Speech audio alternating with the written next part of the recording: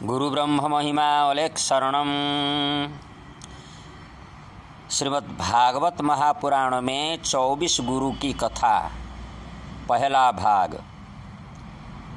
आवल्य ब्रह्मचारी ब्रह्ममुनि श्री सुखदेव जी महाराज राजर्षि परीक्षित जी से कह रहे हैं, जब भगवान श्री कृष्णचंद्र जी मर्त्य भूमि की लीला संपन्न करके अपने वैकुंठ धाम प्रत्यावर्तन करने की इच्छा की,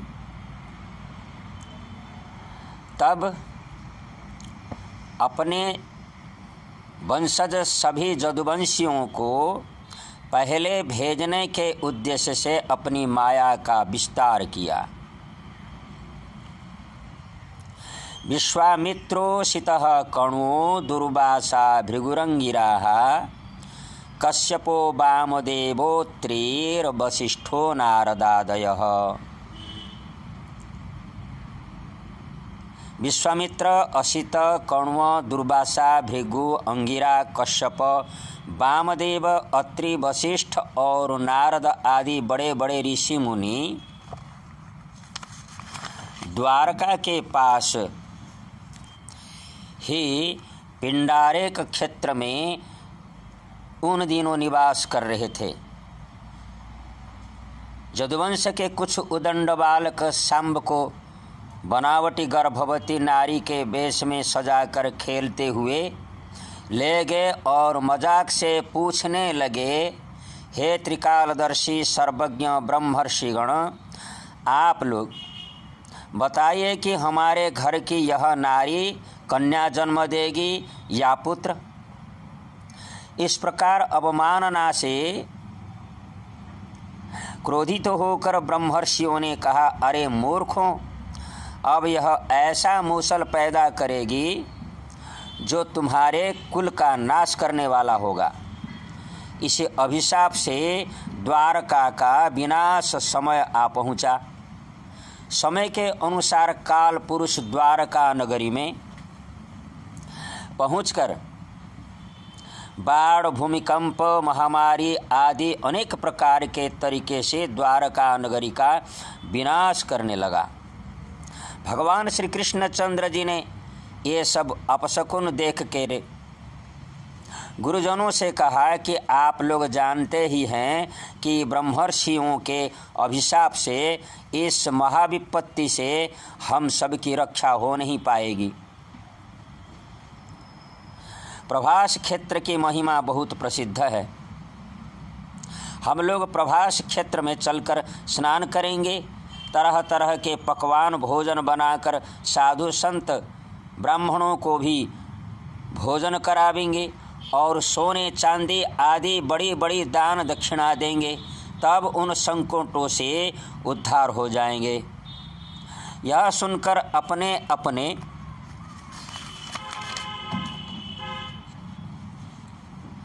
रथों में सब सामग्रियों के साथ तैयार होकर प्रभास क्षेत्र की ओर जदुवंशियों का चलना प्रारंभ हो गया। भगवान श्री कृष्णचंद्र जी जदुवंशियों के सहित प्रभास क्षेत्र की ओर चले जाने के संवाद प्राप्त कर महात्मा उद्धव जी वहां पहुँचे और बोले, देव देवेश जोगेश पुण्य श्रवण कीर्तन संहृत्यै तत्कुलं नूनं लोकं संत्यक्षते भवान विप्रशापं समर्थोपि प्रत्यहन्न यदीश्वरः। हे प्रभु, आप अधीश्वर हैं। आप चाहेंगे तो उस अभिशाप को मिटा सकते हैं। आप वह न करके जदुवंश का संहार करके इस लोक का परित्याग कर देने के लिए जा रहे हैं। आप वहाँ से नहीं लौटेंगे प्रभु। आपके साथ मैंने खेला, खाया, उठा, बैठा।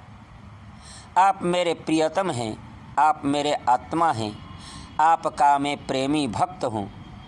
मैं इस माया संसार के चक्र में पड़ा हूँ, मुझे उद्धार कीजिए।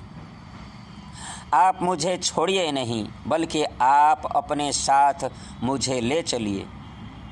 यह श्रवण कर श्री कृष्णचंद्र जी ने अपने अनन्य प्रेमी सखा एवं सेवक उद्धव जी से कहा, हे उद्धव, ब्रह्मा इत्यादि की प्रार्थना से हम मर्त्य में आए थे और यहाँ का काम संपन्न हो गए, अतः पुनः ब्रह्मा आदि सब देवताओं की प्रार्थना से हम अपने धाम प्रत्यावर्तन कर रहे हैं।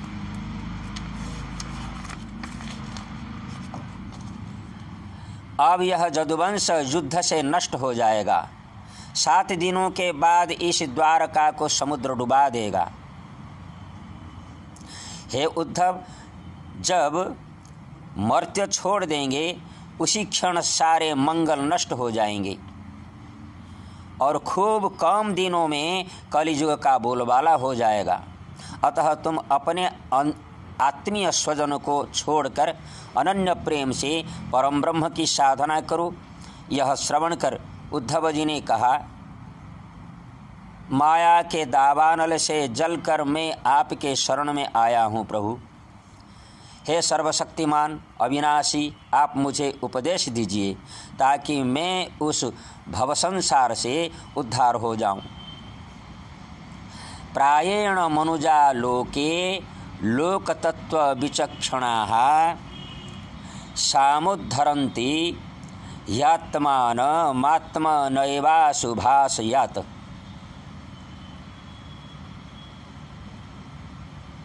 भगवान श्री कृष्णचंद्र ने कहा, हे उद्धव, संसार में जो मनुष्य यह जगत क्या है, इसमें क्या हो रहा है, मैं कौन हूँ, कहाँ से आया हूँ, मुझे क्या करना है, यहाँ से कहाँ पे जाना है इत्यादि बातों का विचार करने में निपुण है, वह अपने चित्त में भरी हुई अशुभ वासनाओं से अपने आप को स्वयं अपनी विवेक शक्ति से बचा लेता है। मनुष्य का आत्मा अपने हित और अनहित का उपदेशक गुरु है, क्योंकि मनुष्य अपने प्रत्यक्ष अनुभव और अनुमान के द्वारा हित अनहित का निर्णय करने में पूर्णतः समर्थ है। धीर पुरुष इस मनुष्य योनि में इंद्रिय शक्ति, मनः शक्ति आदि के आश्रयभूत आत्मतत्व को पूर्णतः साक्षात्कार कर लेते हैं।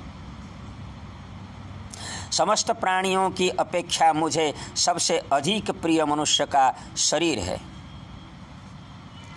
इस मनुष्य शरीर में एकाग्रचित्त, तीक्ष्ण बुद्धि पुरुष अनुमान से, अनुभूति से, अहंकार आदि विषयों से भिन्न सर्व प्रवर्तक परमेश्वर का साक्षात अनुभव कर लेते हैं। अत्राप्युदाहरन्ति ममितिहासं पुरातनम् अवधूतस्य संवादं यदोरमिततेजसः। इस विषय में संत महात्मा लोग एक प्राचीन इतिहास कहा करते हैं।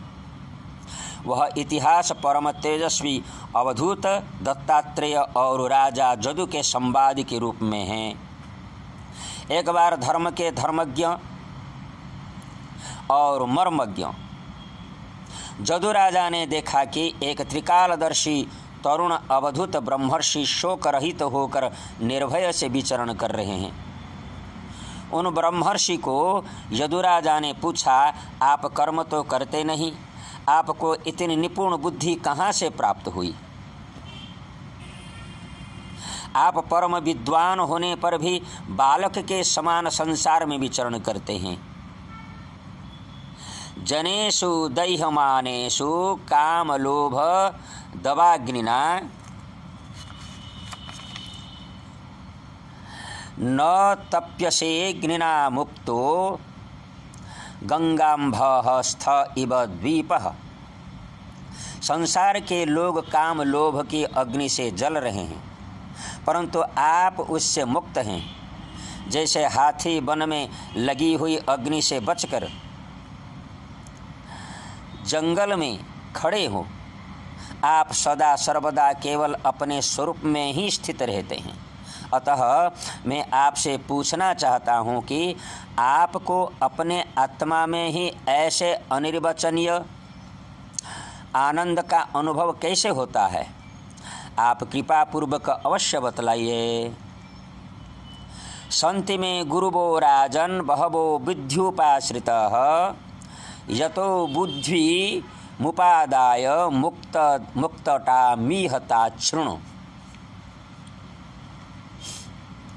अब तो दत्तात्रेय जी बोले, मैं अपनी बुद्धि से बहुत से गुरुओं का आश्रय लिया है, उनसे शिक्षा ग्रहण करके मैं इस जगत में मुक्त भाव से स्वच्छंद विचरण करता हूँ। वे सब मुझे अपने आप ही दिखाई देने लगे हैं।